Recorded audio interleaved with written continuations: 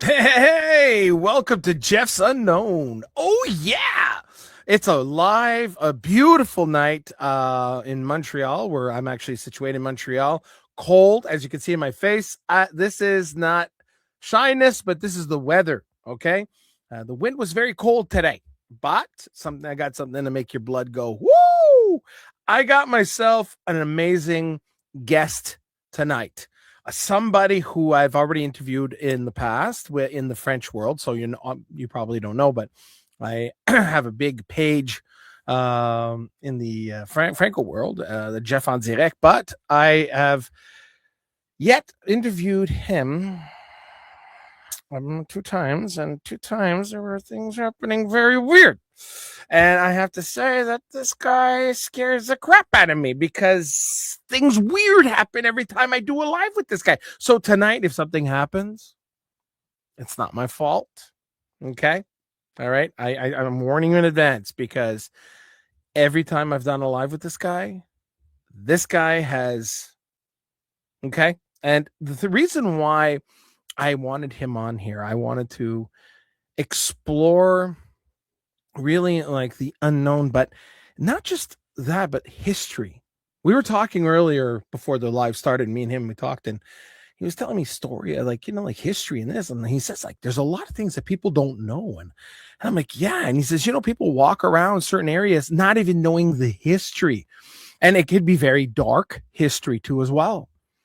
A lot of things, we take for granted, but like when we look at certain places in the world, when we dig, we can see layers of history. And then sometimes you wonder why in certain areas it's very active. There's a lot of emotion, residual, a lot of weird stuff happen. And this is why I think it's important. I know, obviously, if you're not from Montreal, I mean, if you're from the States or anywhere around the world, you're always welcome. I mean, hey, this is not just a Montreal podcast here, but Montreal is very known for a lot of weird crap. I love this stuff. This is something that drives me, makes me go crazy when I want to, when you want to learn more about it. And the only way you can learn through it's through people, and it's through other people, and then other people and their experiences, because the experiencer is what I think is the most essential part of this paranormal equation. It's really important. Now, before I bring him in, I just want to thank you all for being here. Please like, subscribe, especially subscribe. It'd be very nice. It'd be nice to grow this page because I know I'm late in the game. I've started my French page and I put all my love in it, and I love those people. I love them. Oh yeah, I love people who thank me and say, Jeff, thanks for bringing this person, and oh, thank you for allowing me to connect with that person, and oh, this content is really very interesting, or no, I'm not too crazy about this, but I love when you talk about this. And for me, that's what gets me high. That's what I love. This is what I love to do, is to explore the unknown together. Now, I know there's different pages that are out there and they do it like more like a TV style TV series, but I know that for me, I like the fact that it's more live based, like Coast to Coast. If you ever watch the show, well, not watch, but listen, because it's on the radio. But Coast to Coast with George Norrie, remember Art Bell back in the day, and they were talking about stuff. And that's what inspired me. And I said, that's what I want to do. I want to talk about it. I don't want to present it to you. I want to talk about it. I want to hear the person's feeling in their words. And I want that. And I said, you know what? Paranormal talk live. That's me, man. That's what I like. So if you're new to the page, welcome. Don't forget to subscribe and like. Oh yeah. So, and I'm stoked because, like I said, every time now because I said it, there's nothing going to happen. But the two times that I've had him on, poof, there was always weird stuff. So for the first time on this page, ladies and gentlemen, Dominic. Yes. How are you doing, sir? Hey, Jeff, how's it going? Hey, I'm doing listen. good. I'm doing good. Let's hope nothing special happens at this time. Let's let's cross our fingers, touch wood. Yeah. I don't know, but yeah. Well, look. If it manifests, it's because it wants to. It wants to, like last time. But look, but I know that we have a bit of history together. So Mm-hmm. because this is a new, like, new page and new English live, we're gonna go to the beginning. I really want to start at the beginning. And I want to pretend like I don't know you. We're on a date, candlelight, and say, "Oh, Dominic, tell me how much you love me." Like type thing, but not in that way because my wife would get jealous, obviously. Yeah, same, same, same, same. No, I'm kidding. But no, but Dom, I know that you're someone who is very how can I say this? Very in tune with the paranormal. Uh, I know You're cutting out. that uh, uh, you. Oh, that cut. Are you telling me this is? Tom, are you there, I'm there. I'm still there, but you're frozen. Dom? Yeah, I'm still here. All of a sudden, his internet connection, his computer went up. Are you there now?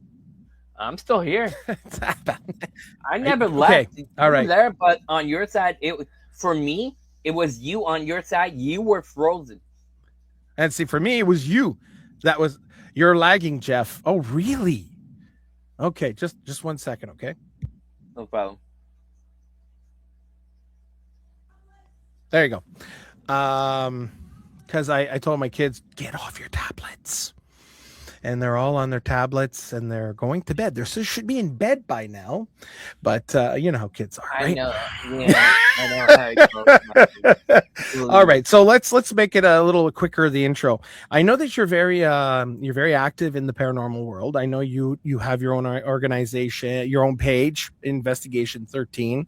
But Mhm. I really, if you could do it like maybe a short synopsis of who you really are, and what kind of what kind of things have you done, and a little bit about I mean, your experiences a bit, like what makes you unique, because I've met you, and man, Dom, you're a very unique guy. So here you go. Okay, so my name is Dominic Desolmo. I've been in the paranormal field for more than almost 30 years now. Active on the paranormal field since 1999.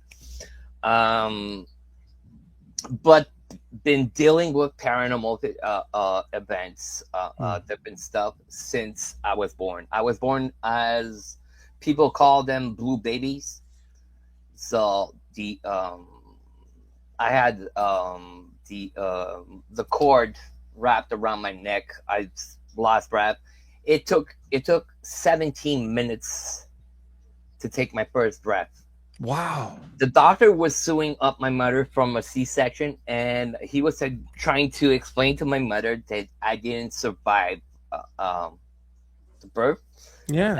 And 17 minutes after, I started crying my first cry. So my first breath of air.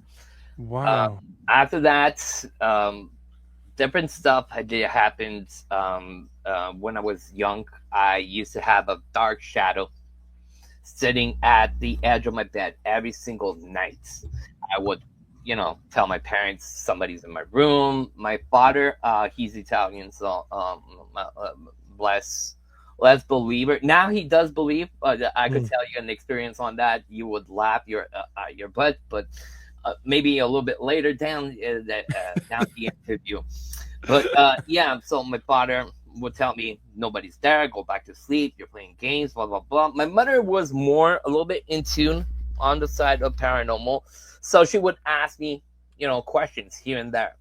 So slowly evolved. Obviously, at the age of 10, I don't remember if I told this part on the franchise, but I will reveal that we're I'm getting naked, so I'm not hiding nothing. So there, around the age of 10, I'm autistic Asperger. I do have Asperger, so that's why you'll see my hands going around here and there and stuff. Okay. And I do sometimes have a speech slur. Impediment. Yeah. So that's why, not because I. That's my problem. Anyway, so at the age of 10, I was getting so much bullied that I decided to commit suicide. I hanged myself in the closet. Um, went went out. Came back to life. People were telling me it was not time for me. So, Wow. so yeah. So after that, continue. At the age of 12, I met my first ghost. Hmm. Was coming back. I had a small job working after schools, driving, groceries on a bike. Yeah. People will call the store and say, send me a loaf of bread, milk. So I was doing that young to make a little bit of money because Yeah. we just got to Quebec at that time in Quebec City. I was living in Ville Saint Michel. So we were starting, and I was coming back from work to going home, and I was crossing the street. All I heard was a loud motor, and I don't remember. I got hit. I was left for dead in the middle of the street. The guy hit and run. Wow. And that's when I did that. I saw my first ghost. Old man was talking to me. He was tapping on my shoulder. I could feel the warmth of somebody tapping on my shoulder, telling me, obviously in French, everything's gonna be okay, son. Everything's gonna be okay, son. And I was feeling like a lot of lights, a lot of shadows coming to me, like forward to me. Yeah. And all of a sudden, this gentleman that was talking to me, and it was like we're talking now. Say, if we were face to face, it was like that. What this guy, this gentleman, and he was telling me, "Listen, I think it's time to go see your mother." He goes, "It's time to go see mom."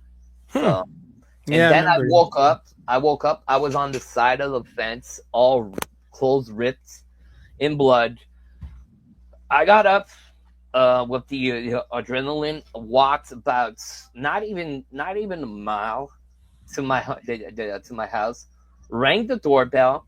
My mother opened the door, and I lost conscious. Oh wow. Okay. She called the ambulance. Ambulance got me, brought me to the hospital. Police got there to take a report and stuff, and they were asking me questions. So I was talking about this guy, saying he told me to go see my mom, that everything was going to be okay, and just go see my mom. And they were asking me questions. What does this guy look like? And I could see my mother at the end of the bed watching me, and I could see her face. When somebody... When you're talking about something and you can see it's affecting somebody, I could see my mother being affected by what I was saying. So things did go slowly. Get released from the hospital, go home. Obviously, I can't go to school because I have crutches, broken leg, broken arm, scars everywhere on the body. Anyways, I can't go to school, so I have to stay home and home study home. So that's what I'm doing. I'm in the living room doing a little bit of homework, and I can see my mother. She's pacing in front of me, and she goes, "Dom, I need to ask you questions." I go, "Okay, go ahead." And she started asking me questions again about that gentleman. So I tell her what I remembered, the hair, the way he looked, face, and the way he was dressed. I see her leave the living room, go in her room, and I could hear her in the closet, like moving boxes and stuff. I'm going like, what? What did I create now? She comes back with a big photo album, and she's scanning the pages in like with a real pace. Then she stops. She goes, "I'm going to show you a picture. Tell me if it's something like that you saw the gentleman." She turns the album and shows me a picture. I'm going like, I go, "That's exactly the guy I was talking with." My mother looks at me, and her jaw goes down to the ground. She goes, "That's impossible, Tom." I go, "What are you talking about?" And I'm telling her, it was real, Mom. I had a real conversation with him. He tapped me on the shoulder. She goes, "It's impossible, Tom." I go, "Mom, explain to me why it's impossible." She goes to me and tells me, "Listen, that's your great grandfather. He passed away 6 hours before I was born. Oh shit. So he He's died now the same time as you, huh? he's now one of my guardian angels." Yeah. So that was the second time I passed away, because at the hospital they did tests to see if the heart had stopped and stuff like that, and they found out that my heart had stopped. I was dead in the middle of the streets. So I came back to life again. That's the second time. At, Wow. at the age of 16, obviously I was a trouble. I did a trouble. The kids trying to find my way, my path. I was different than all the young kids going to high school and stuff like that. Yeah. So I Yeah. got myself in trouble with some people. Anyways, I got stabbed, and yeah. So third time that I passed away and came back. Are you sure you're not a cat? I mean, like you sound like you got like 25 lives there, man. Seriously, that's what I said. So those three. So all that time, I was having paranormal events happening to me, stuff that I couldn't explain. Trying to ask my mother, and the father, he didn't want to know nothing about that. Anyway, so it was more my mother asking questions, but Yeah. obviously, going to high school and stuff like that, you have what's a wonderful thing to find information is a library. That's true. Yeah. Yeah. It's true. Library is a big resource for anything. I did, at the beginning you were talking about history. Okay, yes, I Mm-hmm. do paranormal, but I'm a freak of history. For me, it's important to know who we were before to become who we are now. Yeah. Yeah. The And it's past does speak to us. Yeah. and it's important for me also to pass it on to my kids, to the next generation, to my grandson, because now I'm a grandfather. My oldest daughter has a grandson, so to pass that on to my grandson, that's important also to me. Nice. You know, Yeah. Yeah. all I like those that. all that information. Sometimes I go on a run with the kids in the car, and I will stop at some places. I will say, here, this is this. It was this. Yeah, but Dad, this is, you know, the condos. Yeah, but before I explained them. Same thing for the history of my house, Mm-hmm. which I will come did that a little bit later. They know all the history from the house. You can take my son and interview him. He's going to talk to you about that event. So I'm just teasing the people watching. They're gonna say, "What event?" And it's gonna come. Yeah, but we just wanted to add something because you did say about like when going to the library, because I remember being in elementary. And back then, back in the 80s, the elementary schools had awesome books. I mean, had awesome books. And I was just looking here because I'm on a different computer, but there was these books that had books about the paranormal. And Mhm. I'm just trying to see if I did download it. If not, it's not a big deal. I explain because you'll know exactly what I'm talking about. And it's a book, and it was written phantom or ghosts, UFOs, and all types of stuff. And it I was a book. have I have the whole collection. It's a Well, black book. yes, yes. I have the whole That, collection. well, there you go. But those were the books that I used to pull out of the library in elementary. Like you, and it opened up my eyes on a lot of aspects, because when I was turning the page, especially about ghosts, and I'm like, oh, I've seen that. Oh, that happened to me. And I'm young, and I'm like, oh my God. And then I would actually bring it home, and then my mother would discuss the images and say, oh yes, I'm and all this. So this is where I think it's important and essential that it is important to talk to your kids about it, the history, but also the fact that there is remnants, there's residual, there's emotion there. If you're going to a place, for an example, where, like you were talking about, a prison there, there was a lot of suffering there, a lot of craziness, people A probably got lot of hung, a you lot know of residual stuff. yeah. Yeah. And don't forget, in the paranormal field, wood is like a recorder. It will Yeah. trap in some residual. Jesus, Residual. Yeah.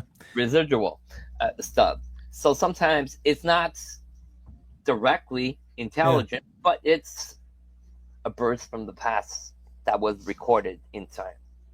Yeah, I believe you. I believe you So 100%. I'll I give you an 100%. example. I'll give you an example. Okay, I was at the Plain of Abraham in Quebec. Yeah, Okay, Abraham. Yeah, yeah. The plains of Abraham. Yeah. we're doing an investigation there. All of a sudden, on an EVP, I do have.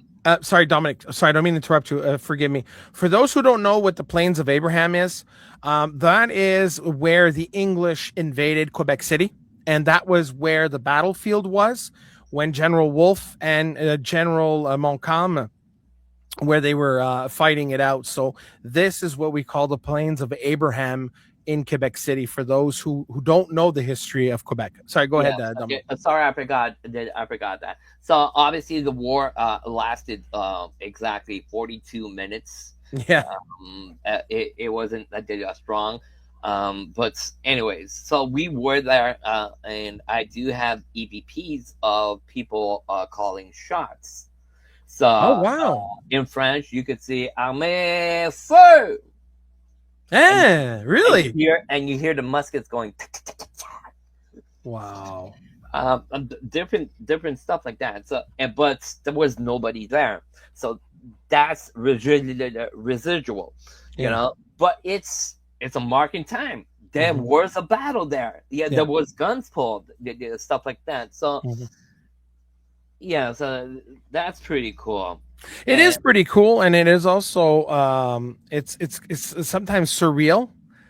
You know, when you go to a place where like you said, there was a battlefield there, and all of a sudden you could register sounds from the past. And I believe that where there were large amounts of human suffering or intense emotion, that there are rips in the fabric, and like you said, that get captured there. You know, there are people that, even though for 40 some odd minutes there were that many people who passed away. So yeah, for A sure. lot of people. The battle, even for 40.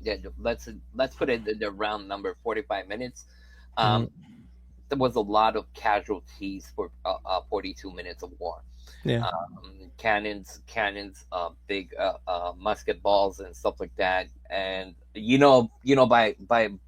by facts that a musket ball could do a lot of damage. Oh yeah, yeah. Rip parts and stuff like that. So a lot of casualties, a lot of people are getting hurt, a lot of bloodshed. Don't forget that blood is also a generator for paranormal activity. Water, blood, railroads. Yeah, there's a lot of stuff. We're not going to go into. Yeah, but blood. Yeah, but I love the way you mentioned blood, bud. Mm-hmm. I really like that, because look, just the fact, and this anybody could do the maths by themselves. Look at all the battlefields. Yeah. How many people go investigate the battlefields? Why? A lot of blood was shed there. A lot of energy, a lot of screams, a lot of anger, a lot of trauma. Also, don't forget, some were 16 years old going to war.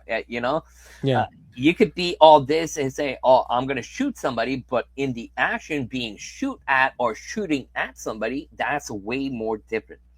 Yeah, but that's it. Like I was saying about the blood. I mean, like, look at the occult, and certain occult rituals.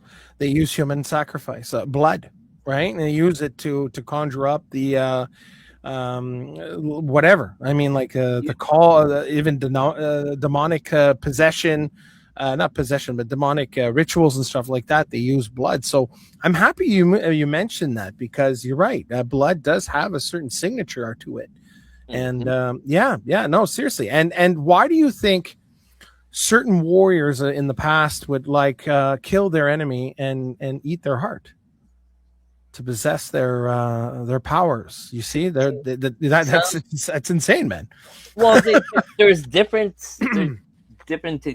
theories on that. Some would say if you eat the heart of your enemy, one, it's a respect for taking his life. Two is for his soul not to be able to come back because he's missing a part, so he won't be able to come back or to make harm on others. Some had that mentality of it. A lot of native tribes, not all the native tribes, but a lot of tribes will scalp the people, but a lot will take their hearts also. It's like a Viking drinking from the skull of your enemy. To be or not to be. a lot of English Saxons also in the Wars of 13, there's something and stuff like that where you see Mel Gibson playing you mean Braveheart and stuff like that in those periods. Yeah. Also, the Anglo-Saxons would do that. Also, drink into the skulls. Yeah, yeah. So not just the Vikings and stuff like that. Oh, of course. Well, I mean, look where the Vikings. But the Vikings invaded northern England, where they were doing that. They were doing that way before. Yeah, I know that. Getting invaded. And talking about Vikings, a lot of people do not know. Part of Montreal was in the year 10,000 here in Montreal. We have Vikings here in Montreal. There's traces of Vikings. So obviously native people were here around 1300 here in Montreal. And in 1535, when Cartier made his second trip to Canada, the first trip he stopped in Gaspé, planted the cross, and claimed the entire region or entire Quebec to the king at the time was François Ier. Mm-hmm. So he claimed all that territory for the France. Yeah. In 1535, he dropped feet down in Montreal. The place where he dropped down was not far from Marché Bon Secours and the Molson Company. Okay. On the side of the water. They did well.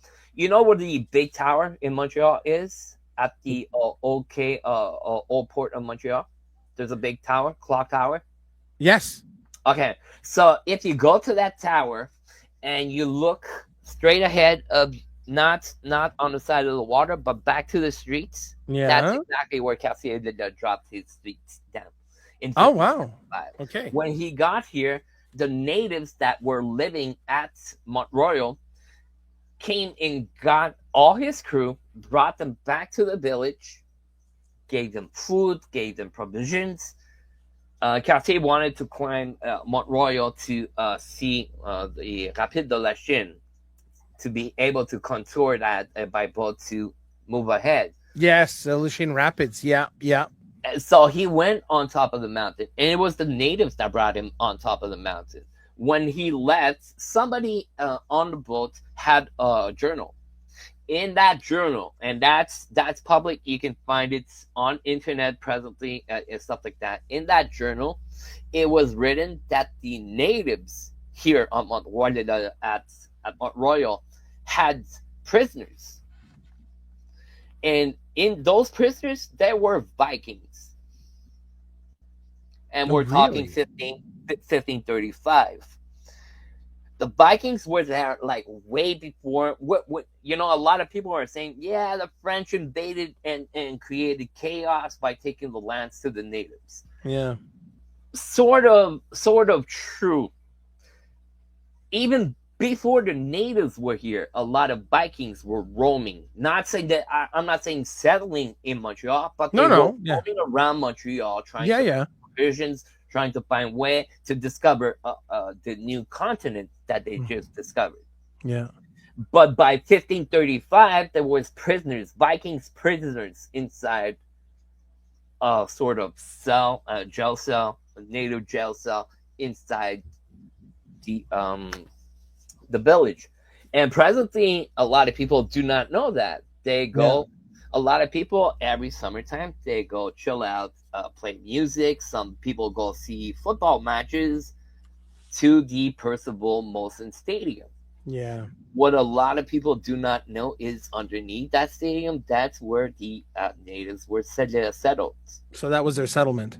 Yeah. Yeah, and in 1300, that settlement had the name was Teotihuacan. Okay, Tiaka. Tiaka. Yeah. Tiaka. And when you translate that into our French that we know there, what do you think comes out? I don't know. What is it? Hochelaga. Oh, Ashalaga. Oh my. So the village was already named Hochelaga. Okay. Mm-hmm. Okay. So the city that we have now presently in Montreal called Hochelaga took their name from the settler of Hochelaga, but there was already a village here in the 1300s called Hochelaga.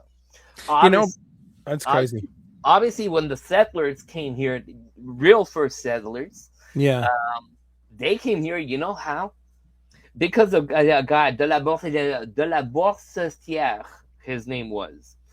He had a dream in France that Jesus came to talk to him and Okay. said that he needed to go and convert the savages in New France, Okay. to create the New France and to convert all these savages to become Catholics. So Marie Bourgeois, Maisonneuve, this guy, the Bossetier, got on a bunch of boats. It was like 6 or 7 boats with about 300 people on every single boat. They left France and Mm-hmm. into Montreal, got to the port of Montreal, and decided to construct what we know today as Old Montreal. But at the time, it was called Ville Marie Ah, Ville Marie. Yeah. in honor of the Virgin Mary. Mm. And way before that, in 1611, Champlain stopped at the exact spot where the French came in 1642, decided to start having a plan to make a settlement there. So he started planting vegetables, stuff like that. Yeah. Yeah. Permanent settlement. Yeah. But he left, and that's 1642. That's when the French settlers got here in Montreal. And when they got there, they decided to put a fence wall, what we call today the Champ de Mars. Yeah. Right behind the Champ de Mars is a big like height. That was a wall. So that was the village of Ville Marie. Now today, if you're looking for the village of Ville Marie or the Yeah. old forts of Ville Marie, Yeah. it's underneath a museum in Montreal. Yeah. Yeah. So Yeah. le musée de la Pointe-à-Calière is actually the birth of Montreal. So underneath, if you go there to visit that museum, you Yeah. will see the foundation of the first settlement of Montreal in 1642. There's even coffins that are exposed there. You'll see the bodies of the settlers there. Really? Yeah. And talking about that, I'm gonna take a small. This year, Haunted Montreal, which is a company I work for, we do ghost tours and paranormal investigations. I'm in charge of all the paranormal investigations, French or English. We're starting a new investigation called the Dark Past of the New France, and we're exploring that part of the old Montreal. Oh, that's awesome, man. That's So, awesome. so what we do on the tours, I'll explain that for the tourists, because a lot of tourists come from the States, everywhere around, and they do tours. So we have ghost walks and we have paranormal investigations. So on the paranormal investigations, we lend you tools, ghost box, REM pods, stuff like that. Yeah. And we go ghost hunting. So we go from spot to spot in Old Montreal. We do a little bit of ghost hunting. I will explain the history of the place. Obviously, it's a paranormal thing, so it's more on the ghost side, but we also do bring history. And this was something very important for me when I joined Haunted Montreal, was the part of history. Not just the paranormal facts, but also the history. Well, history does play a huge role in understanding, right? It's extremely important, you know. But you said that you lend the equipment. Now, the equipment you talk about, you lend them what? Ghost box or something? What's EMF. that? Oh, EMF. Okay, EMF yeah, all right. detectors. I have some tools charging K2 meters. Okay, K2 meters. The rest of the equipment is like way too. Oh no, I have some REM pod meters. Wow. Ghost boxes, obviously. Now I remember. Now I know, like we're trying to play like a little bit, like, oh, you have a ghost box. I know that because the last interview that we did together, you brought out that ghost box, Mm-hmm. and I hope we can do the same thing again tonight because I want to talk about that. I want to talk about what we did last time, and I want to really get into a little bit about it. You know. Yep. So, what do you want to know? Well, listen, I mean, you know, a lot of paranormal investigators now are starting to start using that tool. They're really starting, and I just, from experience, because I've never used one of those things. Never. I've always used my intuition, my gut feeling, my feelings, and my sensory perception that I seem to be born with. But you know, how accurate is that, a spirit box? And you obviously used it, but talk to me a little bit more about this spirit box, and if people don't Okay, know what it is. spirit box. There's different types of spirit boxes. Okay. Yeah. The one I use is called Necrophonic. It's an app that you can get on the phone. I find it practical because you don't need to transport more equipment. Because if you would see the equipment that we at the beginning, I used to have like 5 big suitcases full of stuff. Wow. Obviously, with experience, stuff like that, you downsize your equipment and stuff like that. So I use that app because it's more convenient to do that for me. But some will use what is called the SB7. There's another version out there called the S Box. Yeah, I heard about that. Which is sold by the American store Gold Stock. Mhm. I tried the SB7. I tried the S Box, SB11. To be honest with you, they're I would say 95 to 99% precise. Precise, really. Sometimes they will gibber other things. So the SB7 is actually radio scanning, but it's on milliseconds. So when you hear a voice answering your question, it's going to be on like maybe 6 different stations in that Okay. second. It Okay. answers you. Obviously, a lot of people when that came out were criticizing, saying you can hear the radio. Yes, you do. Sometimes you will hear it. There's stuff that you can do to prevent that. There's a pouch that it's called a Faraday pouch that's going to cut the interference of the radio. Yeah, the interference. I would not cut it. Why? Because I'll give you an example. Gave it in French. I'll give it in English. I was using that exact piece of equipment in a cemetery. It's called the Calera Cemetery in Montreal. Mm-hmm.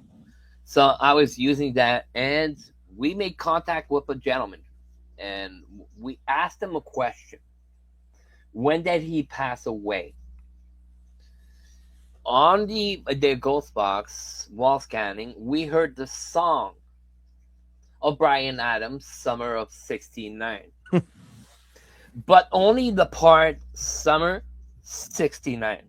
So obviously, question that came pop up right now was, did you pass away in the summer of 69? 69. Yeah. The answer was instantly, it was yes. It was the same guy that was answering the other question. So that's a paranormal fact. You can take that and say, oh, I got a really good EVP. EVPs depends on the quality of the sound, but when it's really like pitchy point on top, like clear crystal, Yeah. You can say that's a class A EVP. So it's like in school, you have A, B, C, and you have minuses in there, so A plus or Yeah. A minus and stuff like that. So you do the same thing. So obviously this thing will help you, but like I said, when you do ask questions, Mm-hmm. there's a way also. Once you work with it, obviously when you start with it, you're gonna say, I have problems hearing whatever it's saying because there's too much white static inside the scan, because all the time it's scanning, it's going from channel to channel, and all you hear is the white noise in the back. So it's going. Oh yeah, that must drive you crazy. Imagine hearing that noise, and if you do an investigation of 8, 12, 16 hours in one place, hearing that screeching, Yeah, go crazy. you get headaches, migraines. Yeah. So obviously that's where they came out with a portal. Portal is those small boxes you'll see a lot of people will see with guitar pedals on it, a small amp with guitars, and you plug your SB7, SB11 S box on it, and that will like stop. There's a noise gate pedal, so that will stop all the screeching. So you'll have only the reverb on the other pedal pushing out the sound. Okay. Yeah. Sorry, it's just something happened. All of a sudden, all the viewers that were on, all of a sudden it went down to zero. It's like poof, everybody got kicked off. I don't know what happened. No, I don't know. No, look, listen, we were quite a few people. I believe you. And I'm looking at I'm looking at the counter, and then all of a sudden, everything drops to zero. Like if everybody just got kicked off at once. Every single time we do something, French or English.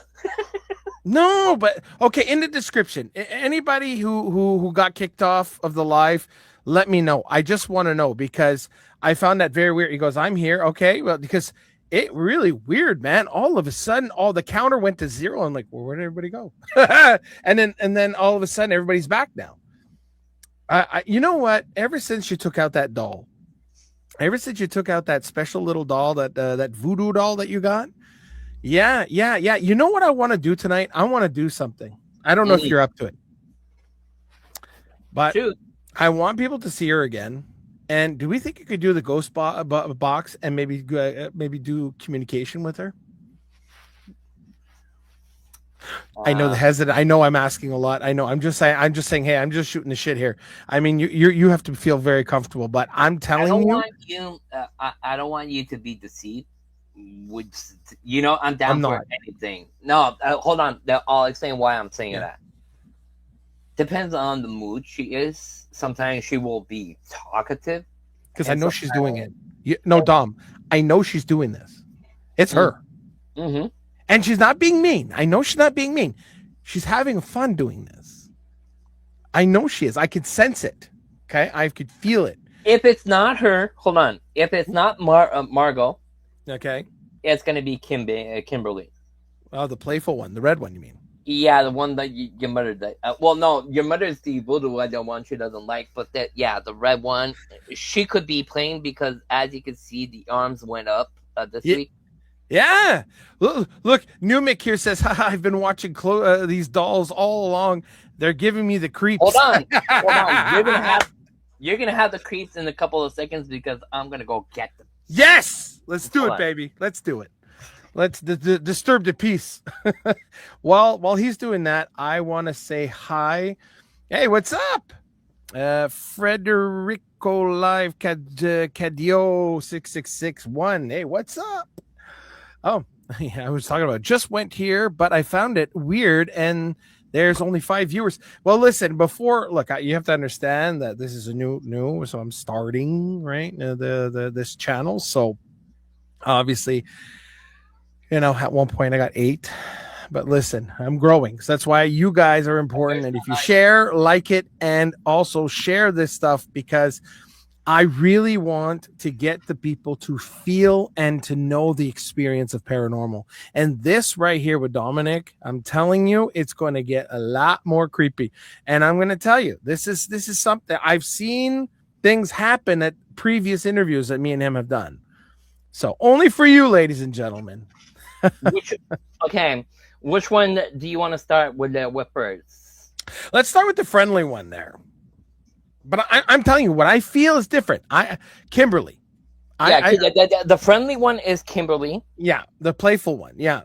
The other one, Margot is like Aunt Jemaya. No, but she's like Aunt Jemaya.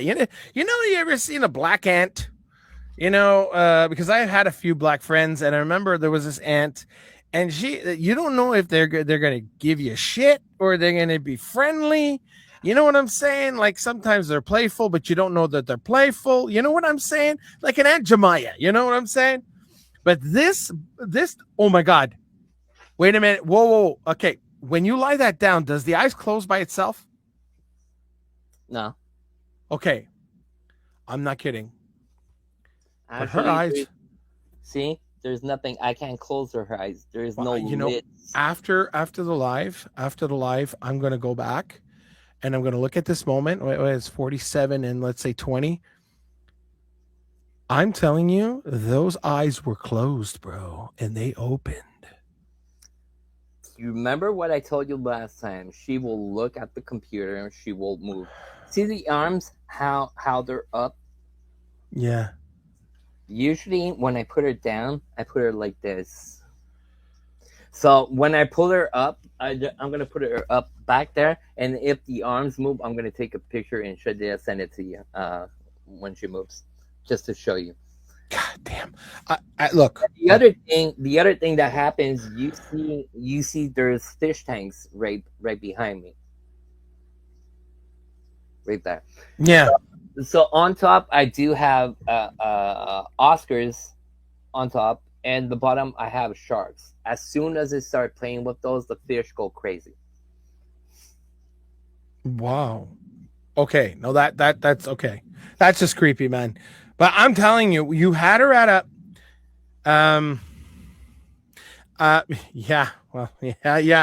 Judy, she talked about the clown toy when I remember there was a fragment vision I had of a clown toy.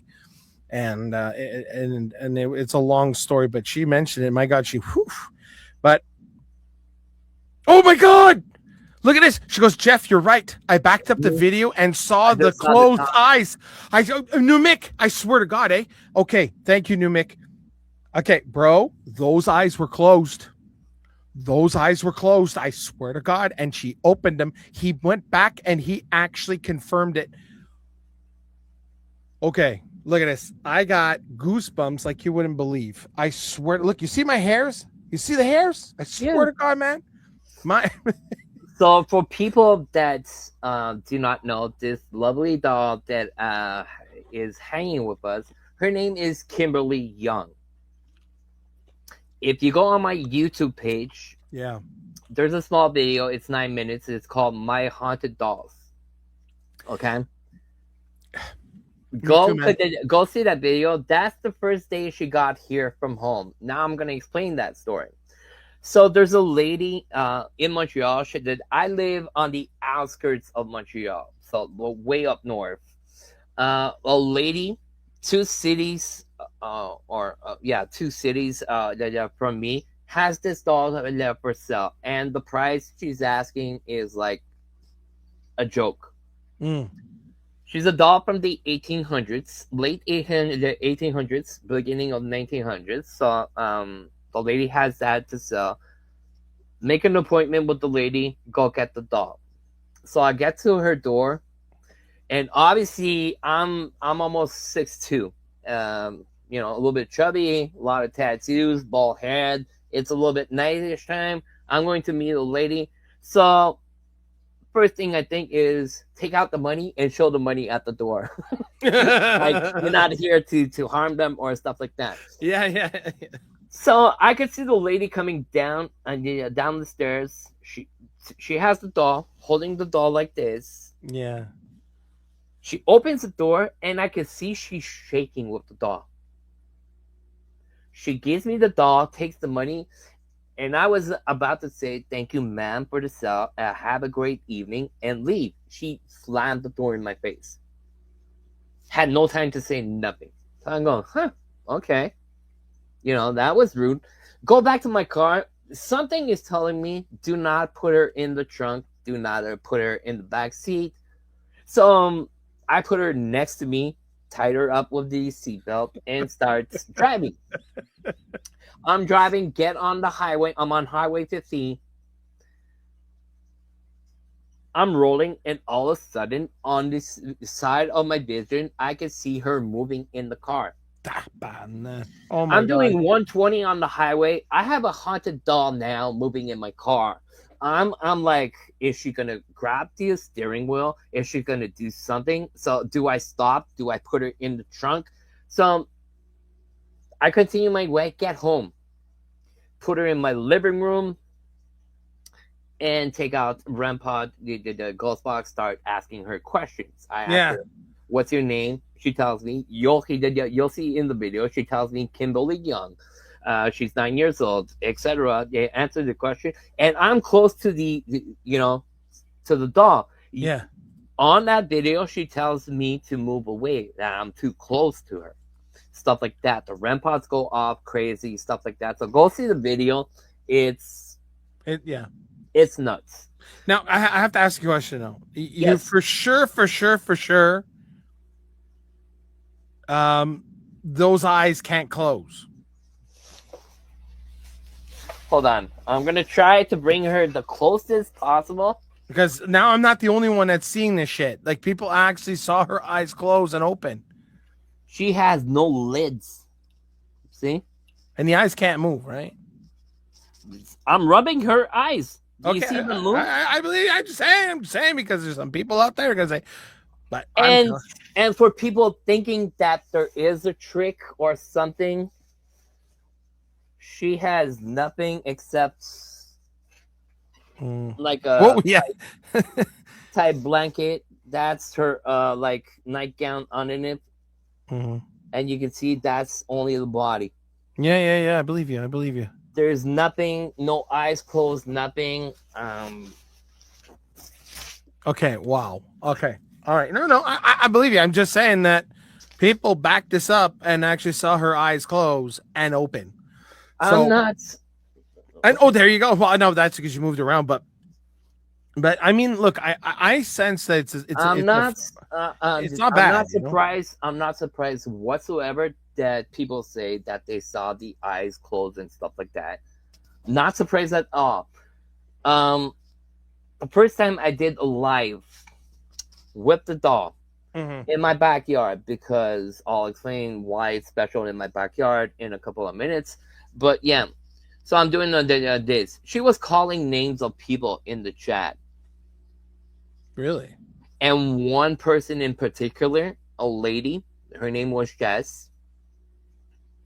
She was calling her nonstop.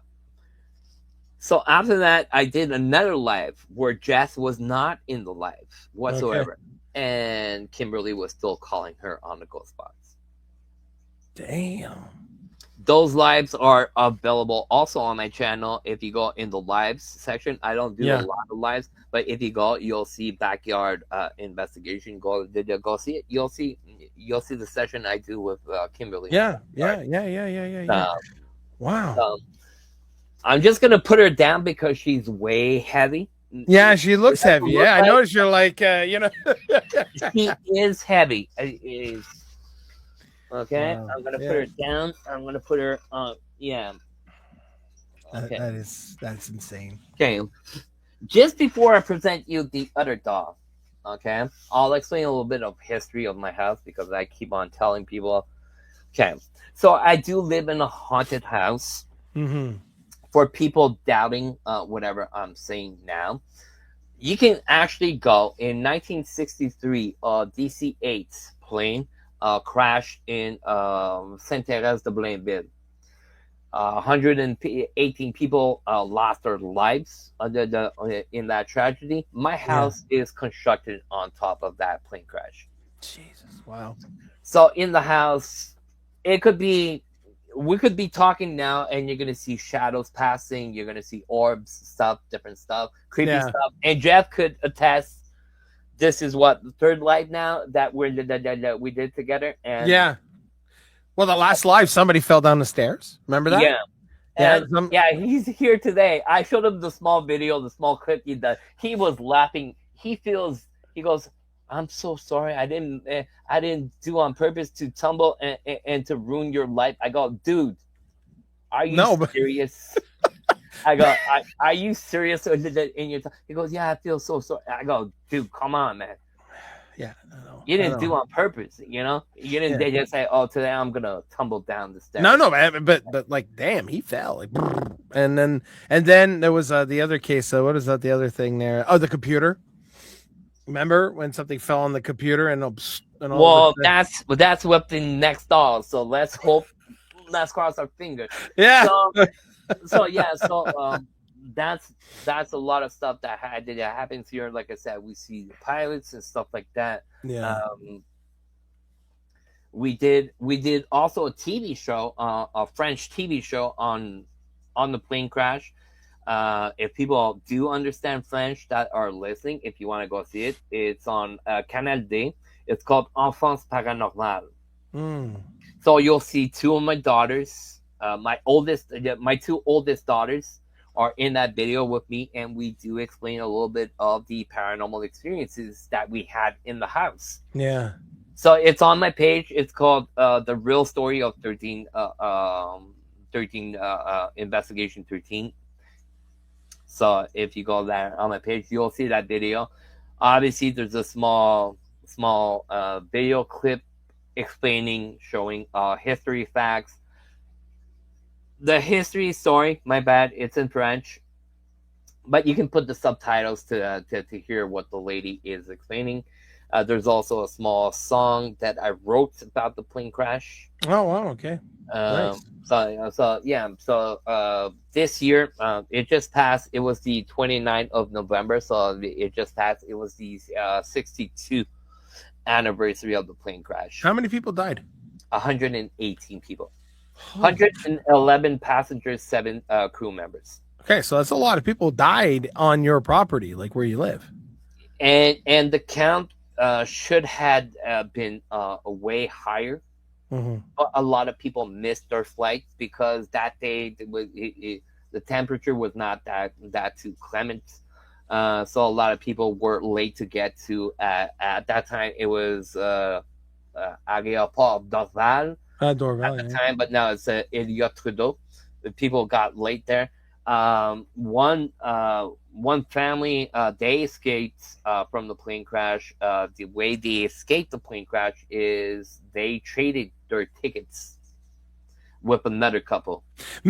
Could you imagine waking up the next morning and saying, "Holy shit, we could have been on that plane," but wow, you know what I'm saying? I mean that's just freaky, man. I'm gonna go a little bit personal. I'm not gonna disclose their names, but there was stuff written on them, and those people, till they passed away, were in therapy. They were fucked up. Fucked up. Well, I can imagine. I can imagine. Hey, Dominic, there's a question here from Numic. He says, Dominic, did you know about the crash before buying the house? No. Okay, so you found out afterwards. Okay, so when we bought the house, I told my spouse at the time, find a house. I don't care what you buy. The only thing I'm asking is to have my office, and if possible, with the budget we have, a garage. If not, we'll get a temple. Yeah. And she was looking for something, and we had found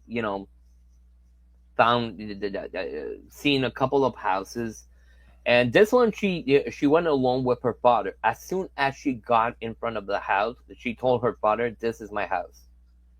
So she had a connection with it. Is your wife very, very in tune with the paranormal as you are? She does investigations, but lately, she had an experience that I think spooked her away. Oh.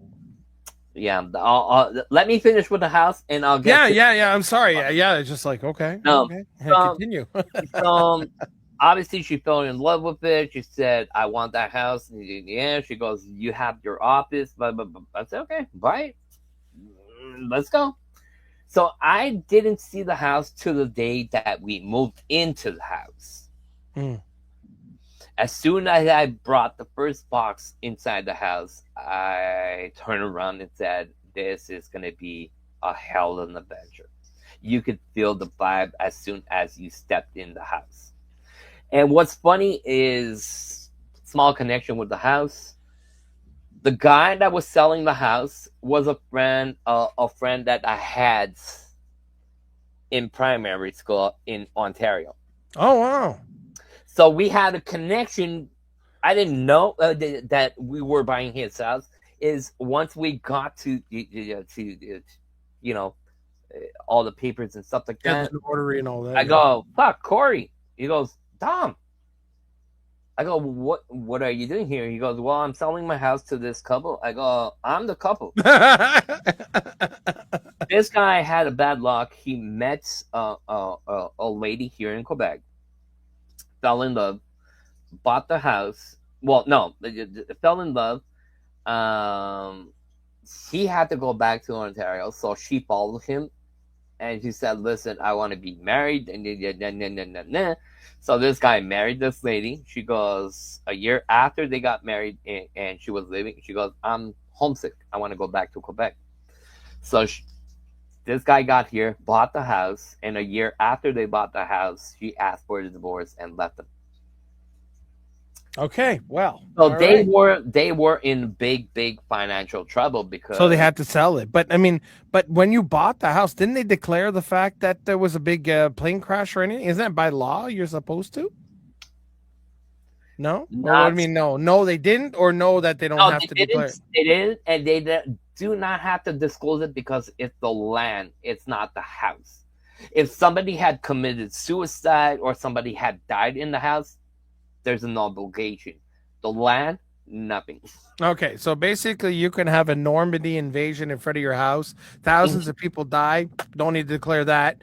But if a cat dies in your house, then Yeah, yeah, yeah. no, but you know what I mean. I mean, I'm exaggerating, but I'm just saying the fact that I'm like, wow, You okay. understand also when because I was looking for that information, saying, "Listen, what happened is I at the time I had small kids. They were going to the school, which Yeah. is about half a corner from here, from my house. Yeah. And there's a guy on my land in front, and he's taking pictures of my house. And I'm like, "What the hell are you doing here?" So I go out, ask the gentleman, "Can I help you? Why are you taking Yeah. pictures of my house?" This guy is going, "I'm looking for the plane crash." I go, "There's no plane crash here. Can you leave?" He goes, "No, I'm looking for the plane crash." I'm getting a little bit upset because he's looking for a plane crash that I'm not aware of yet. So I'm going like, "There's no plane crash," and I just, I'm slowly thinking that this guy's a creep. He's trying to take pictures, my kids in the house and stuff like that. So Yeah, exactly. I'm trying to get pissed because he doesn't want to leave. He's bothering me with the plane. So obviously the tone got up a little bit, and my neighbor came out. He goes, "What's wrong, Dom?" I go, "Listen, this guy is looking for a plane crash. And there's no fucking plane crash." Blah, blah, blah, blah, blah. I can see my neighbor still to this day, and he's like, he's laughing at me. I go, "Why the hell are you laughing?" He goes, "Dom, there was a plane crash." I go, "What are you talking?" He goes, "Go on internet, go punch in." So if you do, anybody that wants to do it like after the live, do not leave the live. Yeah. Stay tuned because there's more stuff to get to talk about. But after the live, if you want to go in, punch in Bling Bib plane crash 1963. You're gonna see all the history on some creepy pictures of limbs on the trees and stuff like that. God damn, boy. Now I know why there's a lot of weird shit happening at your place. Now I know why. Now I And know why things this are was going. crazy. When the plane crash occurred, they had to bring the police and start shooting in the air because people were trying to steal in the cases. And there is a book out there. I forgot the name. It's a French book, a writer that took some police events of that night and put it into like a roman novelty or something like that. Yeah. But those are true facts. Some people were trying to steal jewelries on part of hands, just hang stuff like that. God, people So are really. I'm telling you, human duality is crazy. that was when I read about that those things. I was going like, really, really. I go, how messed up in the head can you be to take a part of limb of a tragedy that just occurred and take off a ring because it has gold and diamonds on it? You want to hear something funny? No, but wait a minute. You know when you bury somebody in the cemetery, and sometimes they'll lower the casket in the ground, and then the family leave, and they say, "Okay, the tractor's going to come and put the dirt on top." But sometimes people, when they notice that someone got buried there and there's nobody around, they'll go around and they'll rip that damn thing off and steal jewelry off the dead body. People are nuts, man. Back in the time, in the late 1700s, early 1800s, Yeah. people were stealing bodies from the cemeteries to go to the medical school. Yes. Did you hear about this guy? Yeah. I'm sorry. I mean, like, dude, that's crazy. That's why you had at that time police doing rounds around the cemetery to prevent the people, and you had also teachers from the University of McGill, and we're talking 1851 when McGill opened, stealing bodies on Mount Royal, making it go down the slide to be able to have them inside the classroom in the morning time, all melt down in wintertime. So yeah, but there's this guy that was arrested. He was selling body fucking parts, and the police there's videos on this shit. And the cops are going in this room, and the guy was stealing dead bodies from cemeteries, and there were like heads, there were like people's bodies because when you're dead stiff, they were stand up. There were like heads and he was selling it on internet. Like literally, dude, like magic. You walk into this guy's house. Okay, and I don't know if it was the same guy. I might be wrong, but he was also using human body parts as furniture, bro. As furniture. Now to get only a head skull, a real human head skull, you have to go to so many papers and documents just to buy a head or get it transferred from the States to Canada. Yeah, I know. But well, you want to hear a creepy story here? I'm going to tell you a story that happened to me. My grandmother. Body parts here. You want to see them? Well, I believe you. Trust me. No, I'm serious. No, wait till okay. My grandmother passes away, right, a few years back, and there was a family plot there for her. And there was already 3 people buried there, but there was still enough room for, I think, 2-3 people, other people. Now, the last time somebody was buried there was about 100 years ago. And so, no, there was nothing there. So, well, I mean, it was there. But so when they dug the hole to put my grandmother in, and there was the big mount and everything like that. And my grandmother passed away in the winter, in February, by the way. Holy shit, it's coming up. My mother's anniversary is in 40. Oh my god! Holy shit! My grandmother's anniversary is today.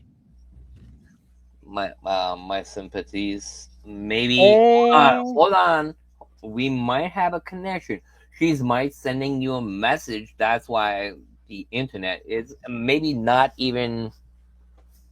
Here. Oh my god, my grandmother. Oh my god, I completely forgot. I had it on the thing. I didn't even look. Yeah, today is my grandmother's anniversary. She passed away the 24th of February.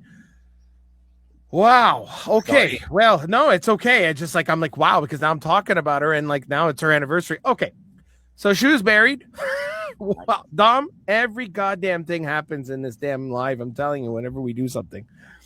So, The things so, in my life. oh, Sorry, sorry, sorry.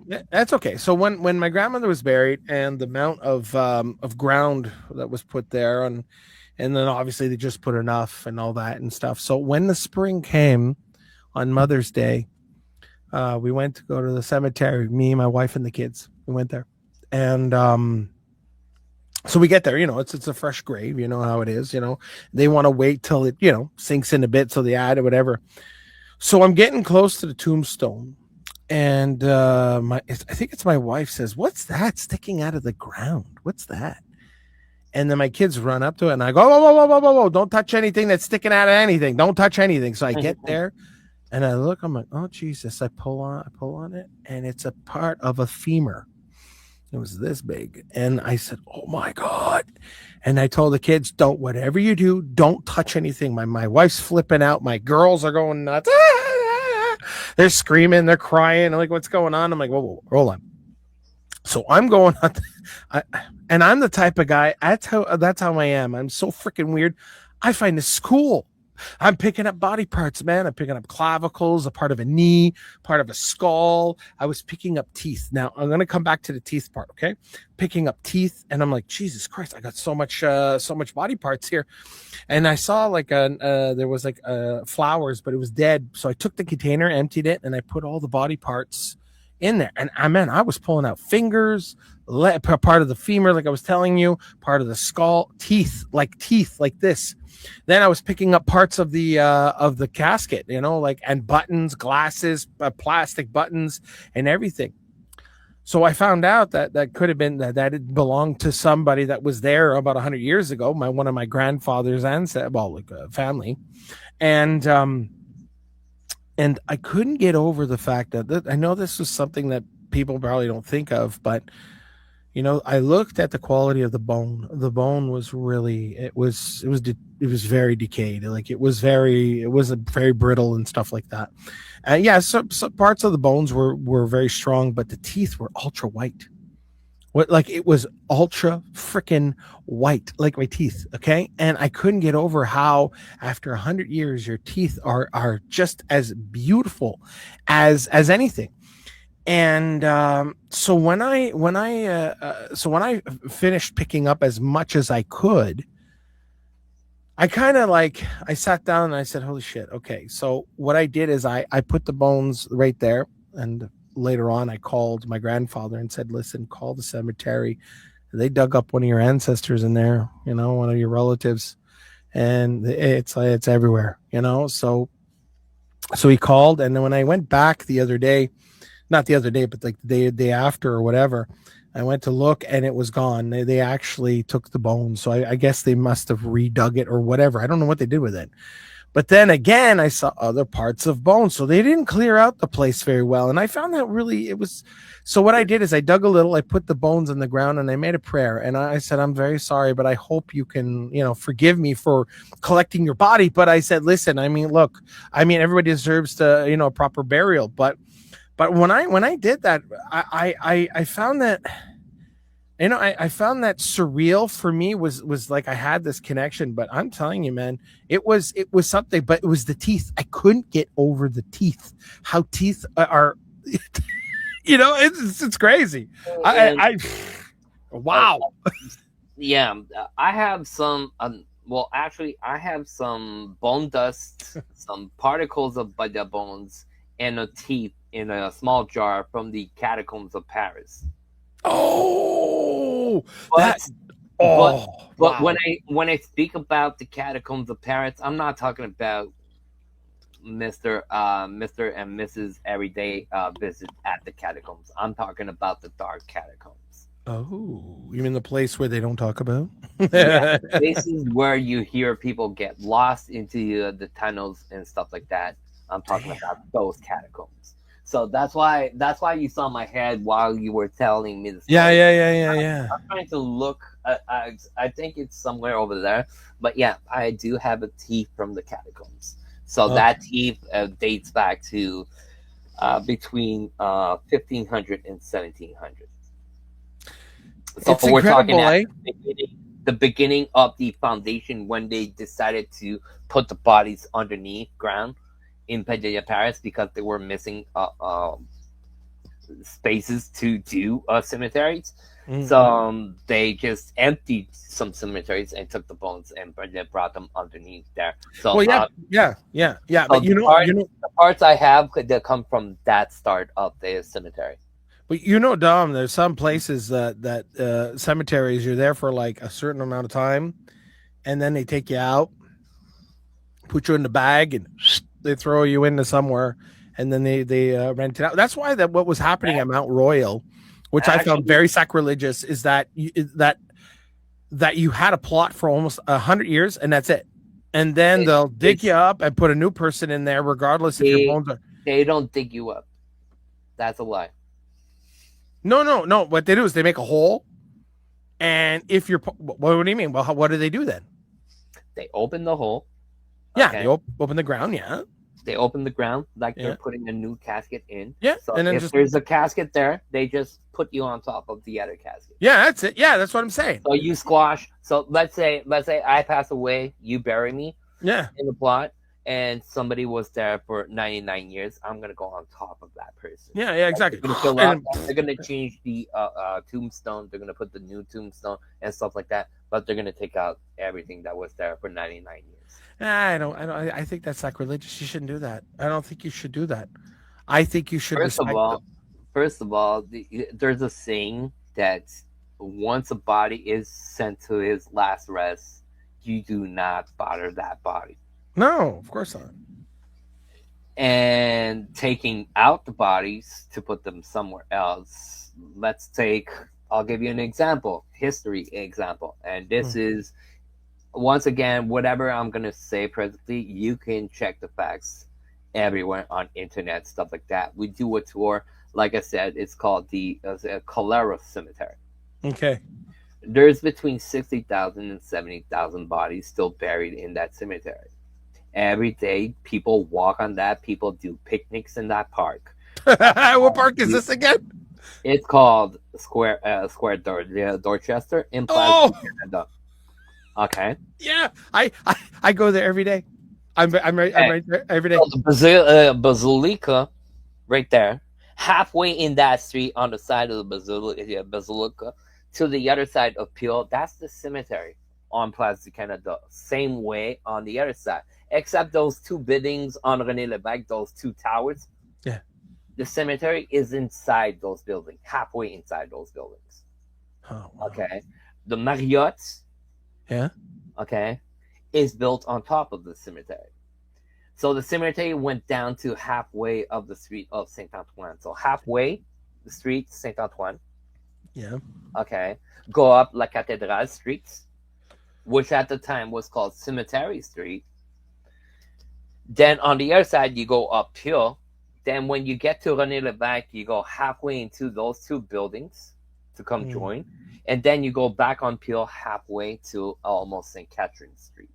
Well, you know what? What we're going to do is, for people who don't live in Montreal, what we're going to do is I'm going to take out Google Maps, baby, and we're going to show context here. All right. Here we go. Okay, so all the green you see here. Mm-hmm. Well, I'm moving my mouse on my computer, and nobody's. Yeah, but you can't see it though. You can't see it. It's me here that's moving it. Okay, so down the streets, you see that that greenish park there. Which one? This one? That one, and you see two towers right there. Yeah, right here. Yeah. Okay, so the first tower, further, I would say, if you're looking sideways, it's going to be right. So the biggest one of the tower. Yeah, this one right here. There. Yeah. So you mean de la Gauchetière? Yeah. No, Place Bonaventure. No, that's the Un de la Gauchetière. No, but they're here. This is Place Bonaventure. Yeah, they're underneath. That's the metro now. Yeah, the metro. Yeah. So in the 1800s, you remember I said police would do rounds around the cemetery? Mm-hmm. first police station of Montreal was exactly where that building is. Oh, really? Okay, so so so underneath the other streets behind that building, not by Bonaventure, but the other street is Saint Antoine down there. Yeah, Saint Antoine. Yeah. Okay, so right at the corner of La Cathédrale and Saint Mm-hmm. Antoine is the first body buried there. He's from 1794. Here, you're talking about, right? Yeah, that corner there, right in the middle. There's a body there from 1794. Is it still there? It's still there. What? He went down. He went down. He's underneath the sewage. Now they're about to fix that corner of the sewage because they did peel. They did around stuff. So they're about to fix that corner. They're gonna take that body out and bring him back to. There's a mass grave in Cimetière Côte des Neiges. Yeah, but Where if you want to come back to the green spot to show the customers, I can't believe there's someone dead. There's a wow. Okay. yeah. So all the greenish part on that side is called Place du Canada. Yeah, this one right here. You have the basilica right there. Yeah. And that's where I told you in the dome there. Okay, I do have a picture of a priest, a ghost priest, in that small dome there in the center. I do have a photo at 12 o'clock at night on the 31 of October 2024. We're doing a paranormal investigation here in Place du Canada. And people were taking pictures of the side of the church because there's actually a cemetery also underneath that church. There's 296 people buried underneath that church. 232 people are actually priests and nuns. The other people buried underneath there are people that would pay, help pay for the church, would give money to the church, but also, like I said, back in the day, a lot of people would like to steal body parts and stuff like that. So they wanted to protect their bodies, their jewelry, stuff like that. So they would pay the church to ask them to bury them into that cemetery. Obviously, the priests and the nuns, the reason why they're buried underneath the church, they're buried underneath the hotel where the priest gives the mass and stuff like that. The reason why they're buried there is people would say, I'm closest to God, because when he does the prayer, he goes like this and talks to God up. So the priests and nuns that were buried there are looking up to the sky, to God, to heaven. Now, when you say buried, is there like a crypt underneath, or is it actually underground? Like there's a crypt underneath, the royalty abbey, Royal Abbey or something, the church there where they bury the royalty underneath in the crypt. But you can, I think it's once or twice a year you can visit what they call the catacombs, so you can go under and see the tombs. I've been down in a monastery. I've been there. I've been to this one. There's another one in Jesus Christ, on the side of the water. Where, in Lachine? No, Saint Francois. What do you mean, in Montreal? No, in Boisbriand, places like that. Okay. The Vieux Terrebonne. Sorry, I was looking. There's a church there. Underneath the church, there's a crypt there. I did an investigation. There's a video on my channel about that crypt. I remember when, it doesn't exist no more, but in Ville Sainte-Catherine, there used to be La Collège Lamoine. No, Charles Lamoine, I think that's it. Charles Lamoine. Yeah, Charles Lamoine Collège. And it used to be a monastery there, okay, before it became a private school. And the old building, and when I was an air cadet, we used to do our air cadets there, okay? And there was this old guy called Gaston. He was the caretaker of the place. He actually lived there.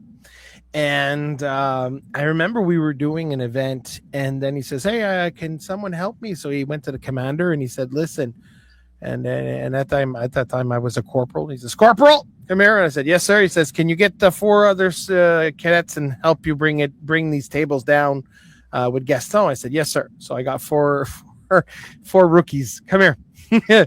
Jesus. So I'm carrying the table with Gaston, and the other ones are following me, and we're going and then we're going down near the basement and stuff like that. And then there's this hatch that opens up like from the ground. It opens up like that, and there's stairs that go down. And he says, "Please watch your head." And I said, "Okay." So I tell the cadets, watch your head, because at the time we're wearing our keepy.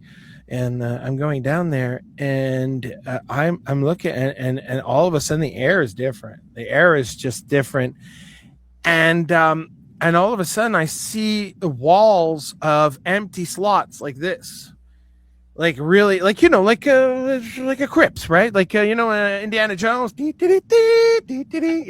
where people are buried on the site, but there was nobody there, right? So he says, "Okay, guys," and the other 4 kids are creeped out. They're scared. You know why they're scared? Because Gaston turned around and it said, "Oh, don't be scared. People used to be buried here." And he says, "But there's no bodies here no more." I look at Gaston. The 4 kids are up there. The tables are on the ground, and the 4 cadets. And I'm ordering them to come down here. Come here. And they don't want to go. They don't want to go. They're literally, I never seen 4 kids like that scared shitless. So then guess what? Me and Gaston got to do it, right? So we're picking it up and we're laying the tables, because they were foldable tables. We're laying them exactly where people would be, their bodies would be, right? So it was 4 tables, like and then all of a sudden I just look around and I said, you serious? He goes, "Yeah, there used to be dead bodies here and all that." And I'm like, "Doesn't that creep you out?" He goes, "Yeah." He goes, "I see shit, but it doesn't bother me, like real Quebecois, And I go, "Really?" So then all of a sudden he goes up first. He goes up first the fucking steps, and I am up his ass. I'm like a fly on shit. I don't want. I'm creeped out now. Like I'm creeped out. Like the feeling was very morbid and very weird, right? But I'm like, what, 15 years old, right? So I'm stuck to him, and he turned around and he goes, "Why? T'as peur? So he closes the thing, and I didn't realize. So then when I found out that there was and stuff like that, but I remember going down there for the first time and actually being in that type of environment, and I could feel it. I could just feel it. Imagine, like when you're down in those crypts, but I've always been fascinated about places like that. But I'll tell you, man, it was something. It was, so I had to share that to you, man. But no, I know you've probably been there 100 times, but I like places like that. It's like there's a place we do on the tour. It's a walking tour. It's called the Haunted Dada Downtown. We go to the Grey Nuns headquarters, which belongs to now to Concordia.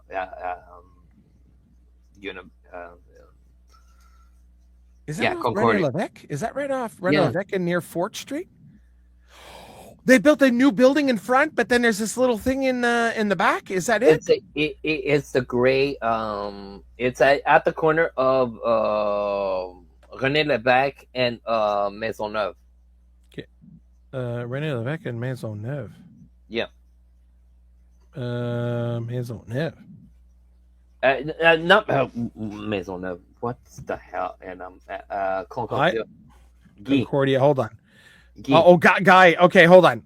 Because now you talking about this place? This is Saint Marc. No, or there's Fort Street. There's this one here. Yeah. This used to be an old monastery. Here, let me bring it down to street view, so you can actually have an idea. Because they built something in front of it. Because it. What the hell is this? That's a tunnel. Thanks, Dom. I thank you. Okay, here it is. This is the place I was talking about. Yeah, no, and they built. I know what you're talking about. That place is haunted too. That's not the Grey Nuns. They were actually c'est les Sœurs Miséricordieuses, something like that. Where is that? Like you see near Guy Street? Yeah, it's at the corner of René Lévesque and Guy. Oh, this place. Here, this place. Exactly. Oh my god, that place is huge, man. Okay. So Wow. this is actually it belonged to the Grey Nuns. It was built in 1771. Uh-huh. It was actually a farmland before that. The guy that had that farm committed at the time committed a big no-no in the French regiment. He killed his neighbors to rob them for money. He got the treatment, got beat up, dragged in the street. Yeah. So he got dragged from Place Jacques Cartier to the corner of Guy and René Lévesque. Mm-hmm. When you pass there, you see a red cross. Well, it's more burgundy cross now. Okay, that's actually called La Croix du Meurtrier. In the New French regiment, when you killed somebody, they will kill you at the spot you committed your crime and will leave you hanging in a cage. So this guy obviously got tortured.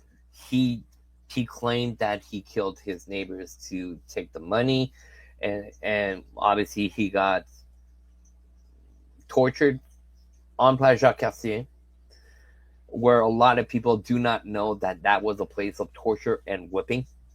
They also Place Jacques Cartier, right on the top of Place Jacques Cartier, you have that big the obelisk, okay, and right in front of that you have Place Beauclain. Yeah.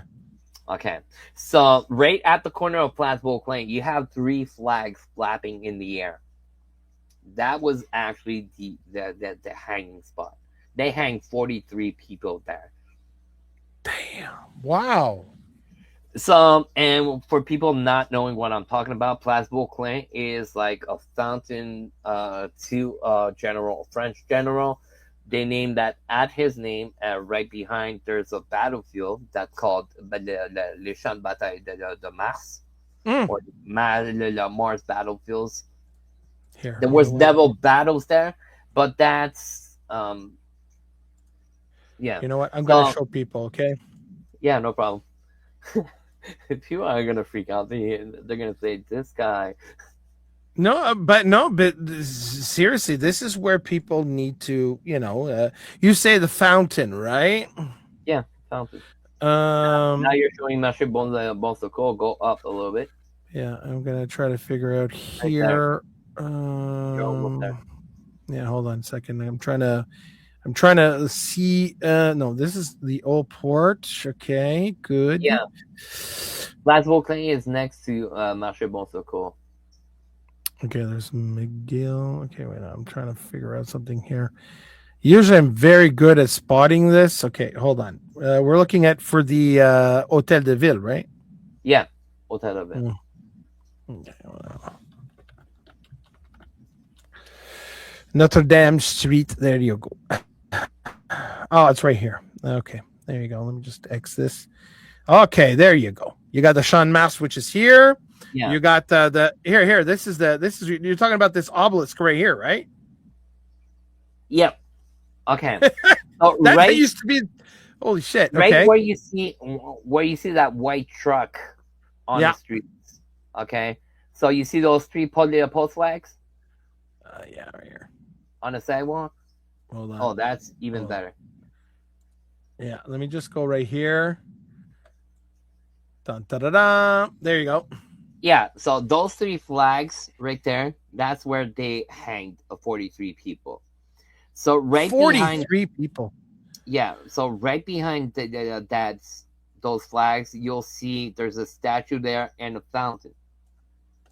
Yeah, there's a here. This is the sorry about this, ladies and gentlemen. Okay, here's the fountain, yeah. And here's the statue you're talking about. Okay, so from the statue to the posts where the flag posts were, that's actually the first underneath ground. That's actually the first prison of Montreal. Right there, eh? Yeah. So obviously it's haunted. We do an investigation there on a tour. It's called the Old Montreal tour. We started that last year, so we go there, investigate the hangings, people in the prison, because kids and people died. They died there, and the building you're seeing on the right side of the picture, that's the Hotel de Ville. Yeah, that's City Hall, Montreal So City for Hall. people that know a little bit of history and know about General de Gaulle, a French government back in the day, he did a speech and said, "Vive le Québec libre." Stop there Well, it to was see. Yeah, you can't see it right now, but yeah, where the stairs are, in the middle of the building, there's a balcony there. That's where that famous French general did the speech. Well, actually, you see yeah, the picture. So right on top of that balcony. yeah. So if you can turn the picture on the other side, facing that building, yeah, that lovely building right there. Right here, this Yeah, house. yeah. That house was built in 1705. It's presently a museum. It's called Musée de Château Ramsay. There you go. So it doesn't Yeah, look yeah. much, but that house has four stories high. And back in the time when in 1775, on the 3rd of November 1775, the Americans took control of Montreal. So Hmm. till the 7th of January 1776, in that lovely building, the Americans that was the central for the American government here in Montreal. Once again, if you do not believe me, you can go on internet. You'll see the information I'm talking about. You're talking about when they had the War of Independence. Mm-hmm. The established, let's say, during the 1776 was basically the American Revolution, Yeah. and they There were was there, and they hid there because Montreal was, I think, was kind of like a safe haven, I think, for them. it was a hub. A lot of big names have slept inside that building. And when I'm talking about Washington has been in Montreal. People like that. Even in 1837, the Wow. American government was trying to help the Patriots to overturn the English government that we had at the time. Well, we Yeah, still have an English government, in but at the 1830 time, something. Yeah, yeah, yeah. yeah, 1837, La Garde des Patriotes. Yeah, so that building is a museum, pretty haunted. Um, a lot of stuff like that occurs there. People have died. People that work for that building have passed away inside there. A gentleman, a lady. The lady is often seen. Actually, the gentleman was seen on a wedding picture because you can rent that venue to. Look, look, look. Sorry, sorry, sorry. But look in the window. Look. You. It looks. I'm telling you, man. Oh no, that's a flower. Oh my god, it looked like something was inside. I'm I sorry, do. Dom. I do have pictures on the other side where you actually see a hand in the window and you see a Ah, silhouette holding the drapes. I'll send it to you after wow. when we finished it. So see, this is a lot of history, and a lot of people are saying, yeah, yeah. I hear a lot of people saying there's no places to investigate here in Montreal, no places to invest in Quebec. So a lot of people go to Ontario or even to the States. Not denying that there's lovely places to visit in Ontario, that there's lovely places to visit in the States because For I do sure. it myself. I do travel. But there's a lot of history here in Montreal and a lot of paranormal spots that people do not take the time. You know, we were talking at the beginning of libraries and stuff like that. That's how Yeah. you find history. That's how you find all those spots of people. And some people go to the museum, they see all old artifacts and stuff like that. They do not Yeah. know that the let's take example Marché Bon Secours. Do you know that that was the first sort of autopsy place in Montreal. No, I Students, didn't. No, I didn't know that. That's students interesting. from the Collège of Laval was there doing autopsies down in the basement of. Do you know that presently in Marché Bonsecours, not 100 years ago, presently there's still old beds and handcuffs tied to the wall for the witches in Montreal. We had a witch hunt in Montreal. Are you serious? 14 witches that were burned. They are burned to the stack. Estate. Yeah. Wow. Yeah. Dominic, that's awesome.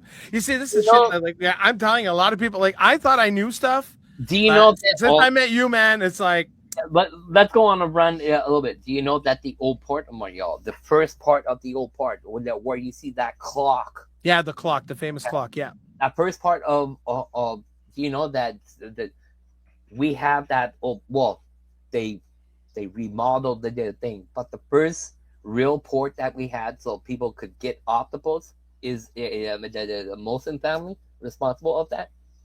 No, I didn't know that. Oh. Marché Bonsecours. In 1815, Mr. Molson had a hotel at Place de Bonsecours. So the last part next to the church, that was Mr. de Molson's hotel. It burned. Obviously, people passed away inside Yeah, that place. People in Montreal were a bit crazy at that time. So people had died. The bodies were still there. Instead of taking everything away, they just constructed on top. Right on top. Better building. That building also passed on fire. Not even 18 years after. So in 1815, Mr. Molson Hotel did that burn. So the thing took 2 years to construct. It was like an opera hall or stuff like that, and that was in 1817. In 1833, that passed to the empire. No harm, no people passed away in that second fire. But what they did, they just plotted the land and constructed Marché Bonsecours on top of that. So now you got 2 layers of dead people or whatever remnants. One layer of dead people. Dead people. The other one, but don't forget, before Marché Bonsecours, yeah, that was like a sort of field. They had, if you want to call it, fever sheds. People getting off the boat were sent into the tents, saying, "You have cholera, stay in that tent. You have typhus, that tent. You have." And when people would pass away, that lovely church that they have on the corner, before constructing the church, that was the mass graves of the dead bodies. There's about 35,000 people buried underneath that church. That big church in the old port. There's two old churches in the old port. There's one in the middle of that, but the one I'm talking, the one next stick next to Marché Bonsecours. Okay, you know what? Hold on there, boy, because we're going for a ride. Hold on. Okay, here. This is Marché Bonsecours, and you said a church. It's right next to Marché Bonsecours. You can't miss it. You see. It's right here. You mean this one? No. No, go further up on the picture. Up. Yeah, that big gray thing. That's Marché Bonsecours. This right here. Yeah, that long gray rectangle. That's Marché Bonsecours. Go further up on the picture.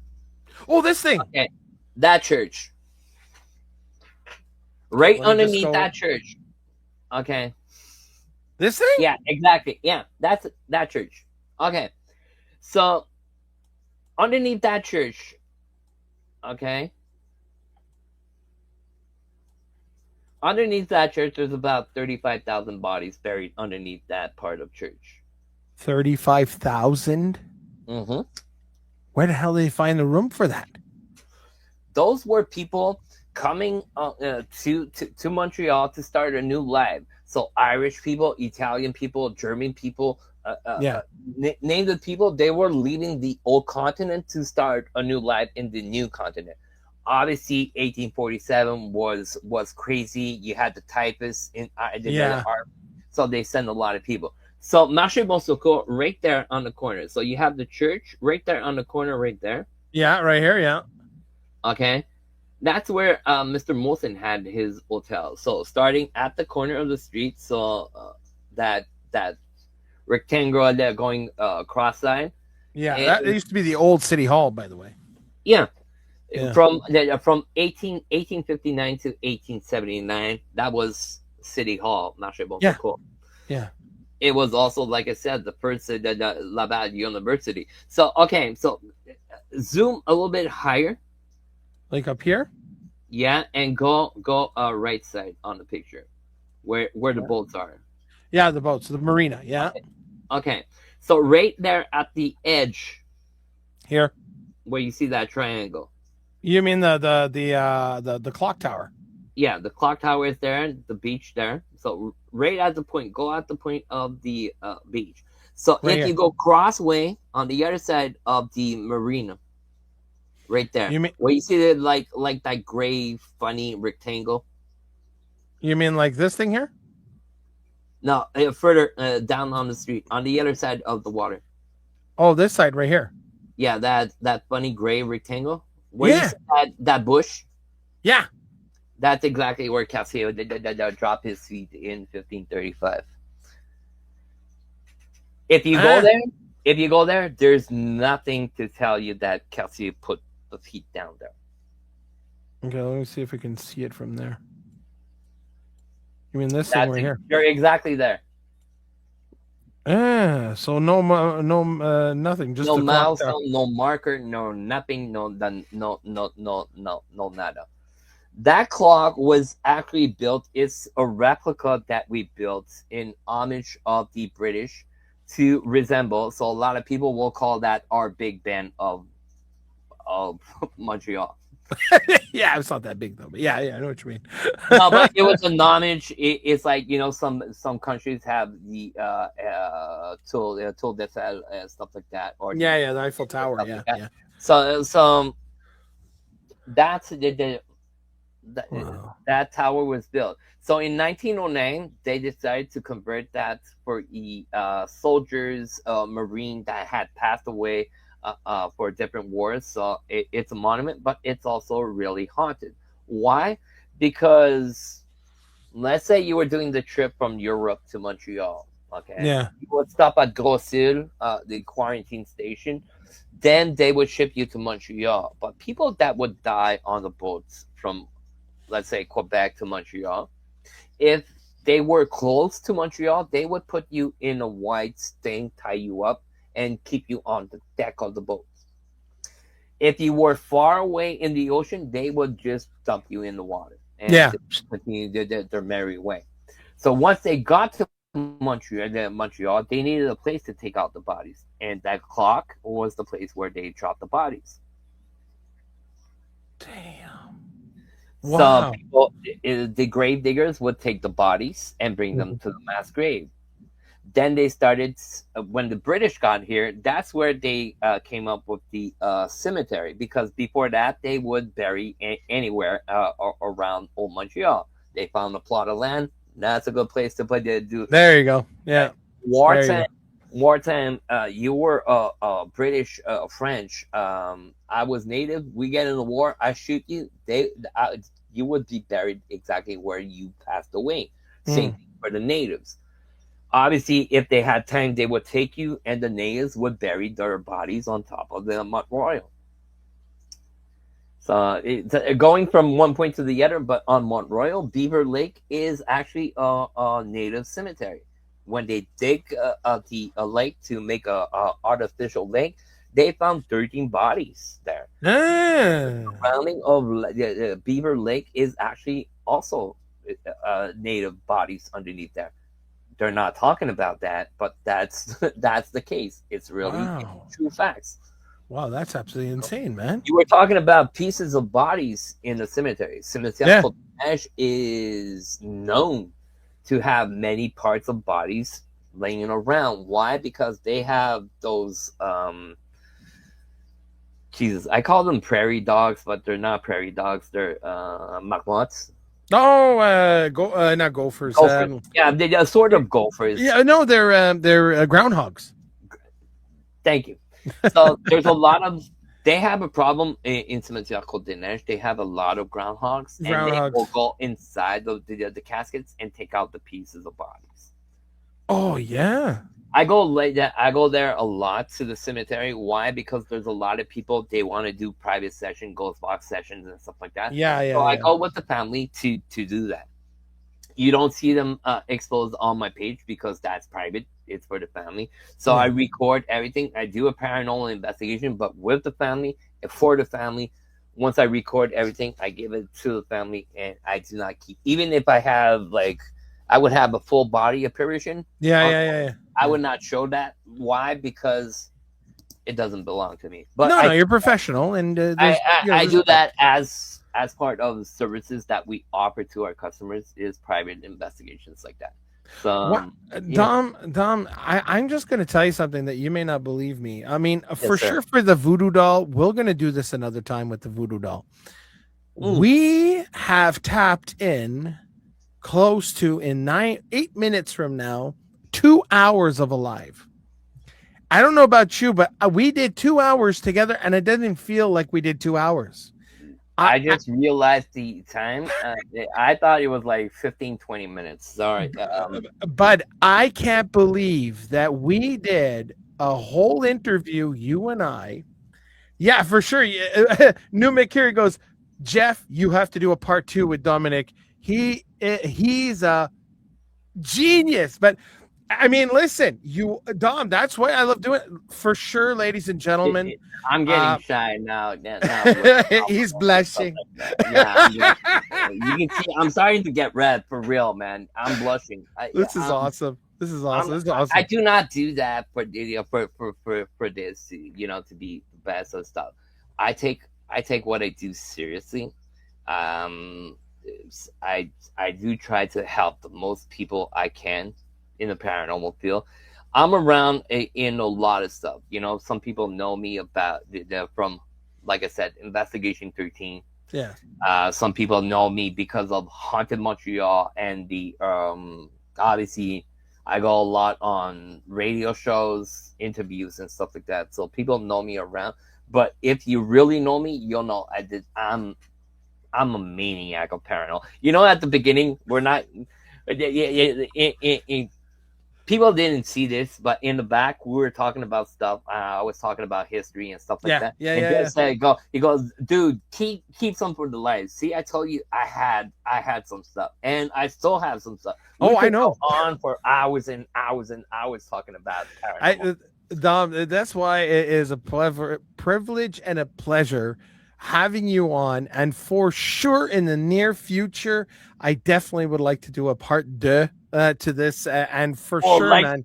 Like we did in French, there's never enough of parts and stuff like that. But oh, man. You're seeing it's a privilege and an honor. It's a privilege and an honor to be on your show, man, because there's a lot of investigators out there doing stuff for paranormal, but you're also helping growing paranormal, doing stuff like this, doing Jeff, and you're also dedicated to your work, also in English, but also in French. And I lift you in my hat because my wife heard you on the phone today and seeing if I did. She goes, damn. He talks better English than you. I go, hell yes.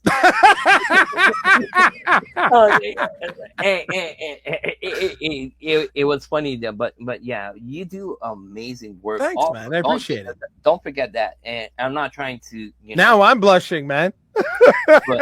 but seriously, if you're not sub to Jeff, French or English, go sub to this guy. This guy's amazing. Man. He has great guests on his show, French English. So do not miss this. And like I said, whenever you want me, just say, hey, Dom, we're going live. And if I can, I'll be there live. No problem.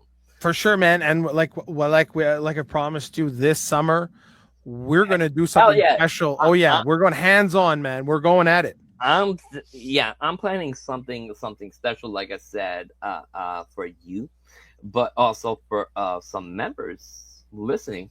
Yeah. You'll probably have the chance to come and investigate We have no date in mind yet. Yeah, We still we have don't to know talk yet. Yeah. about it, but we plan maybe on taking a couple of members with us to investigate on a Yeah. paranormal investigation with us. That's awesome, Dom. Hey, listen, Dom, how can people where can they find your content or contact you if they need to? Well, obviously, I'm on all social medias, but hold on before everybody goes crazy because I saw some numbers go up on different platforms. The main platform I use is YouTube for videos. Mm, So Investigation 13 on YouTube, yeah. easy, plain simple. Facebook, where I post a lot of events, a lot of investigations open to the public. If it's with Investigation 13 or Haunted Montreal, they will be advertised there. I do have Instagram and TikTok, but I do not interact a lot there. So if you leave me a message there, it could take a couple of days, a couple of weeks before I answer your stuff. Sounds good, buddy. So the best way I would say Facebook Investigation 13 on Facebook. Just write to me if you have questions on equipment, on different things, different subjects. I will gladly answer. Do not get mad. This I would like to to point out. Do not get mad if I do not answer you in the next 10 minutes. If you write to me, Jeff knows I'm pretty busy, but Yeah. I do answer back to the people. It could be in the middle of the night. I will tell you, and I will explain myself. Sorry, I was doing this or that. No, for sure. This, Look, I mean, this look, is me, but yeah. but just hang tight. I will answer your questions. Sweet. Whatever. So that's how to reach me. Awesome, Dom. Dom, I'm going to put you in the back store. Stay there, and Yes, we'll talk after the live, and we'll wrap this up. So thanks once again, and I hope. Well, we're definitely doing this again. Oh hell yes! All right, thanks, man. All right. That was Dominic. Yes, Dominic Desarmeaux from Investigation 13. I hope you enjoyed your time with me. With us actually. 2 hours. Wow, 2 hours of good talk. A lot of blah blah. I hope you learned a lot. If you're not from Montreal, it's a great time to explore Montreal. You can contact him if you ever want to come here as a tourist. Listen, Montreal is a really good city for history. It is. And slowly our history is getting erased. People are forgetting. They're not even taking in consideration. But and also, if you notice during my life, I've been fidgeting a lot with my arm and stuff. Is because I got a pinched nerve in my arm, and I'm going to be doing some physiotherapy. So I'm like kind of in pain. I got a pinched nerve. I don't know if you ever guys had that in your arm, but I got a pinched nerve and it's killing me. So if I'm like this all night, I apologize. It's just one of those things when you're getting older. So ladies and gentlemen, please don't forget to like, subscribe. Oh yes. And share, spread the love, baby. That's how it works. And ladies and gentlemen, once again, like I say, every live, it's really important because without you guys, I'm simply just talking to myself. So have yourself a great night. Thanks a lot. And once again, don't forget to subscribe and check them out. Check out Investigation 13. Oh, yes. See you later, guys. And don't forget, once again, without you, I'm just talking to myself. Have a good night.